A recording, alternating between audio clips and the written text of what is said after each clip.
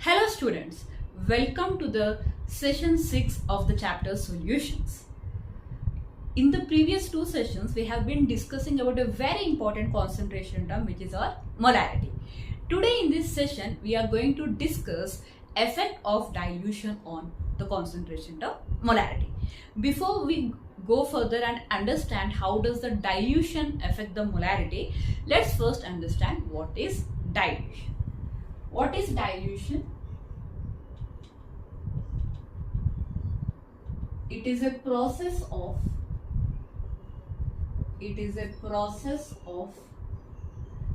addition of solvent.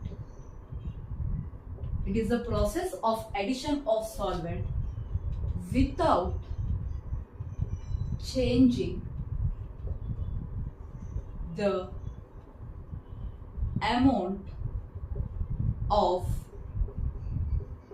solute. So what is dilution? It is a process of addition of solvent without changing the amount of solute. So we are only dealing with the amount of solvent when we are talking about dilution. We will not change the amount of solute. So in dilution, we are only changing the amount of solvent but not changing the amount of solute. Okay, let us understand it in little more detail. I have a beaker. In this, I have a solution. This solution's molarity is M1, okay, and volume is V2. I have a solution whose molarity is M1 and volume is V1. Now, what am I doing to this solution is, I'm adding more solvent to it. Okay, so what I will be doing here, plus solvent. So when I am adding more solvent, what does it mean? When I am adding more solvent, it will increase what? The volume of the solution. So can I say when I am adding solvent, it will go and ultimately increase the volume of the solution. It doesn't affect the amount of the solute. Now after adding the solvent or after increasing the amount of solvent,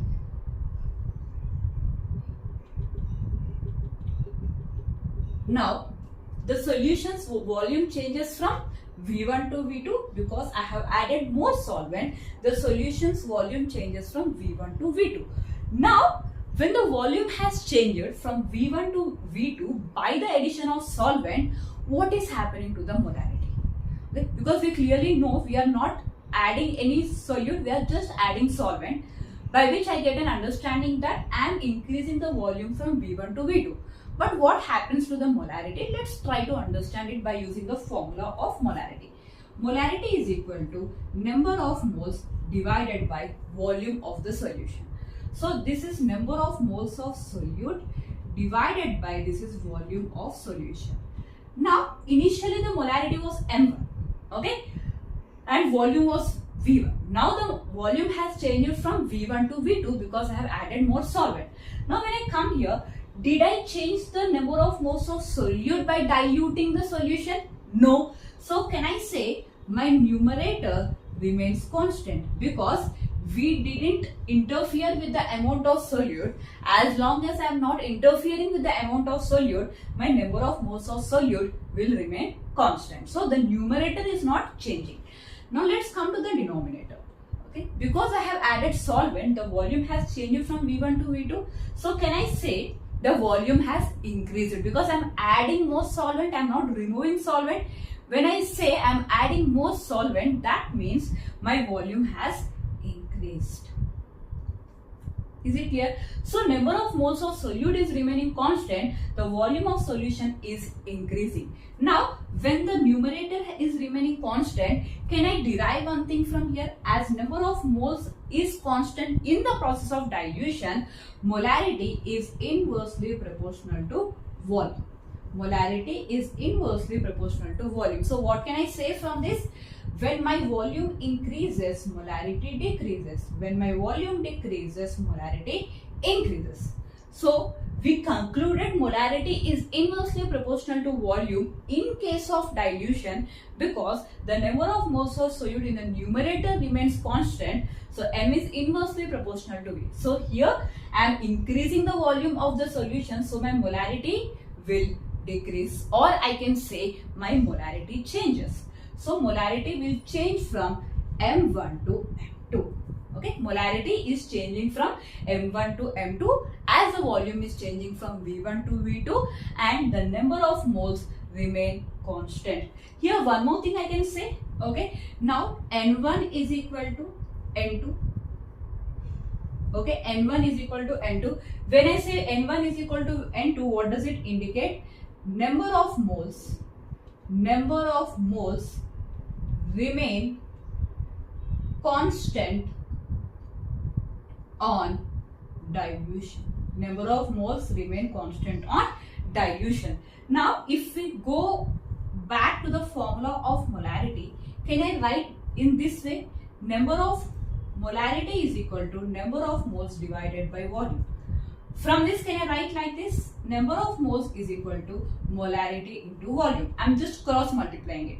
Molarity is equal to number of moles divided by volume. So number of moles is equal to molarity into volume. Let me substitute this here. So N1 is equal to M1 V1. N2 will be equal to M2 V2. As the number of moles before and after dilution remain the same. Okay. Now N1 is equal to M1 into V1. N2 is equal to M2 into V2. This is before dilution and this is after dilution. So this is the final equation we got here. M1 V1 is equal to M2 V2, where M1 M1 is the molarity before dilution, V1 is the volume before dilution, M2 is the molarity after dilution, and V2 is the volume after dilution.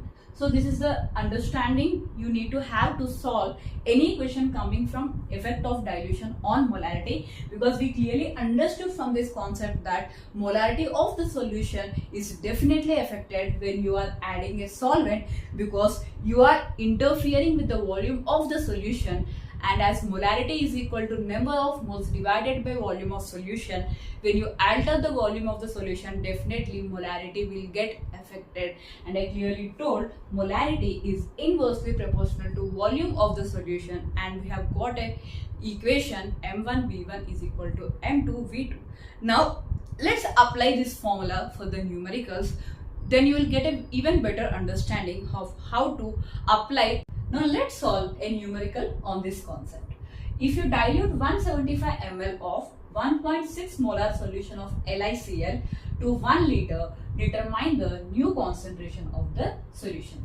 So initially, what is the amount of the solution we are taking? 175 ml, whose molarity is 1.6 molar, and we are diluting it to 1 liter.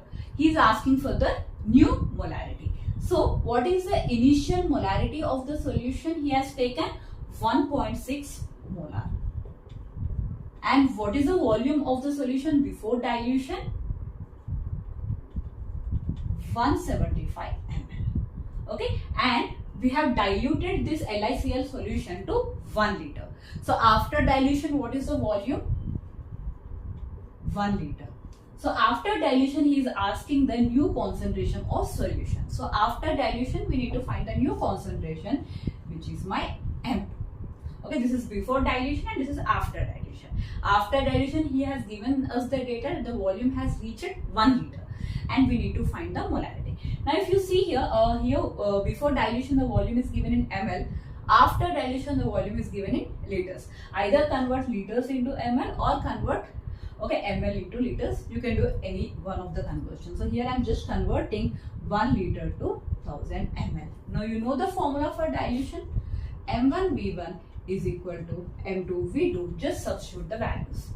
1.6 into 175 ml is equal to new concentration we need to find out into 1000. So if you do this, M2 is equal to 1.6 into 175 divided by 1000. When you solve this, you will get the final concentration as 0.28 molar. So after dilution, what is the concentration? After dilution, concentration of LiCl solution is equal to 0.28 molar. Okay, before dilution, what was the concentration here? 1.6 molar. So after dilution, what happened to the concentration of LiCl solution? It has come down to 0.28 molar. As I was mentioning at the starting of the session, that molarity is inversely proportional to volume. On dilution, when volume increases, molarity decreases. This numerical clearly proves that theory to be true, because when I have diluted the solution from 175 ml to 1000 ml, when I increased the volume from 175 ml to 1000 ml, the molarity has been decreased from 1.6 molar to 0.28 molar, clearly indicating that on dilution, by increasing the amount of solvent, the molarity decreases. Okay, hope this numerical has given you people a clear understanding of the relation between volume of solution and the molarity. For even better understanding, let us see one more numerical. Let us see one more numerical on the concept of effect of dilution or molarity. You need to make 10 liters of 1.2 molar KNO3. What molarity would the potassium nitrate solution need to be if you were to use only 2.5 liters of it? Let us first understand the question. Okay, we need to make 10 liters of 1.2 m KNO3. This is what I need to make from what? Okay, you need to make this solution. What molarity would the potassium nitrate solution need to be if you were to use only 2.5 liters of it?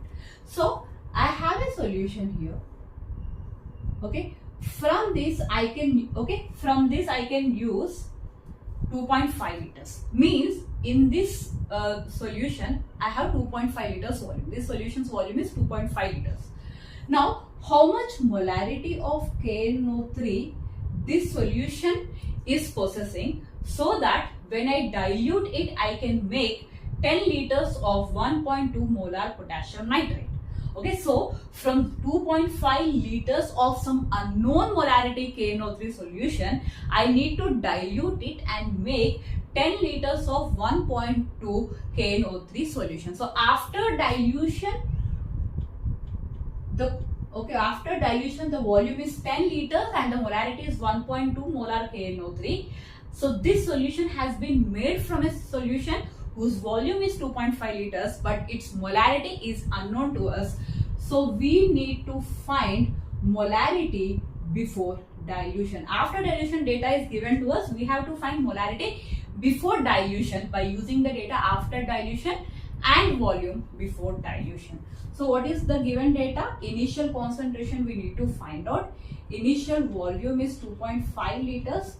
Final molarity is equal to 1.2 molar and final volume is equal to 10 liters. Okay, so this is the data given to us. Now let us use our formula for dilution. M1V1 is equal to M2V2. Okay, and here M1 is unknown, so M1 into 2.5 is equal to 1.2 into 10. Okay, let us take this term over there. So 1.2 into 10 divided by 2.5. So this comes to 12 divided by 2.5. How much is 12 divided by 2.5? If you calculate, it will come to 4.8 molar. Okay, so after doing the calculation, the concentration will come to 4.8 molar. So okay, before dilution the concentration was how much? 4.8 molar. After dilution the concentration has come to 1.2 molar. Okay, so using the data after dilution, I am trying to find the molarity before dilution. So when I tried doing that, I got my molarity before dilution as 4.8 molar. So it is again very clearly indicating that Initially it was 4.8 molar. On dilution it has become 1.2 molar. Again clearly proving the fact that on dilution the molarity will definitely decrease. So initially it was 4.8 molar. It has come to 1.2 molar on dilution. So what is M1? Before dilution, concentration of